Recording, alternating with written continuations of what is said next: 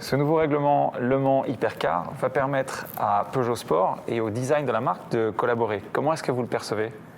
Nous, au design, on le perçoit comme une superbe opportunité pour générer à la fois un objet, bien entendu, de performance, mais qui intègre toute l'ADN de la marque Peugeot. D'accord. Comment est-ce que vous allez faire ? Ça a déjà été fait, en fait, la collaboration, même si maintenant c'est un petit peu nouveau. Comment ça se passe ? Donc la collaboration pour l'instant démarre. Donc on est au stade de l'étude et du concept. On a échangé sur des concepts réglementaires pour s'assurer qu'on était bien calé sur ce qui est autorisé, ce qui ne l'est pas. Et ensuite, ça se fait par échange de surface, tout simplement. Alors justement, c'est tout le challenge de pouvoir intégrer l'ADN de la marque Peugeot dans ce design, en intégrant des codes qui soient faciles à identifier lors des phases de course, lors aussi des phases de jour et de nuit. Je pense par exemple aux signatures lumineuses. Donc ça, c'est vraiment des éléments qu'on va essayer de cultiver pour les porter sur cette auto. Est-ce que l'aspect hybride de ce règlement et de la voiture est inspirante pour le design ? Alors c'est vrai que la notion d'hybridation, de performance électrifiée nous intéresse en tant que designer. Et d'un point de vue registre formel, langage, chez Peugeot, on cultive déjà sur nos véhicules de série vraiment une recherche autour de l'efficience pour essayer de coller au plus près de la technique. Et c'est bien tout l'enjeu, tout le travail qui est en train de débuter. Alors, il y a eu déjà des collaborations par le passé entre le design et Peugeot Sport, notamment à Pikes-Peak, mais il y en a eu d'autres. Qu'est-ce qui est différent cette fois-ci ? Oui, effectivement, il y a eu Pikes-Peak, il y a eu DKR. Ce qui est différent, c'est le potentiel du règlement. Et donc la chance qui nous est donnée de pousser cette collaboration à un niveau supérieur. Pousser plus loin, c'est-à-dire jusqu'où et qu'est-ce que le règlement va permettre ? Alors, on va le découvrir. Ça pour être complètement transparent, on n'est pas encore au bout de la démarche. Donc, on le saura, je pense, à la fin. Mais l'idée, c'est de se dire qu'on sait générer de la performance aérodynamique par des zones de la voiture qui ne sont pas forcément très, très visibles et donc pas très intrusives sur le style général de la voiture.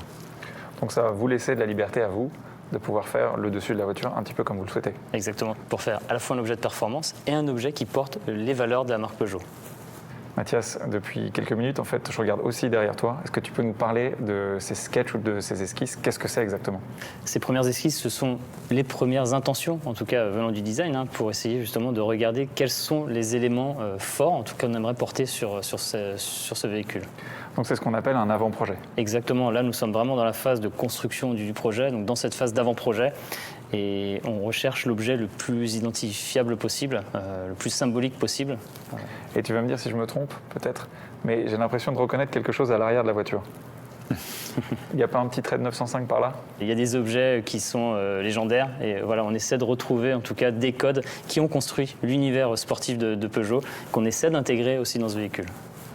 Donc là, on est passé à la face avant, une face qui est très très agressive déjà. Alors justement, sur cette face avant, l'idée c'est de retrouver ce nouveau logo Peugeot Sport à travers la signature lumineuse et donc à travers ces trois griffes. Et c'est vraiment ce symbole qu'on aimerait porter sur ce véhicule. La face arrière, pareil, signature lumineuse. Exactement. La recherche, d'un point de vue design, c'est d'essayer de trouver l'objet le plus iconique possible.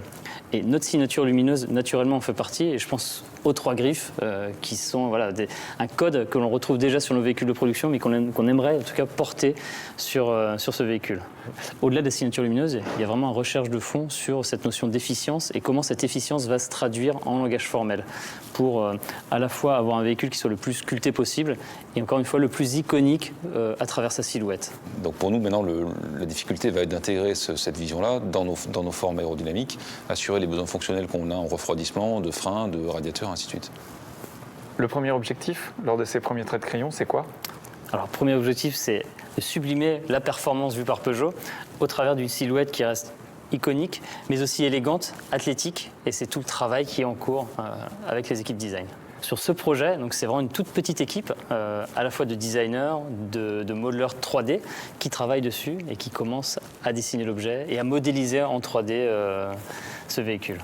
Mathias, est-ce que cette Le Mans Hypercar, elle préfigure du label Peugeot Sport Engineered ?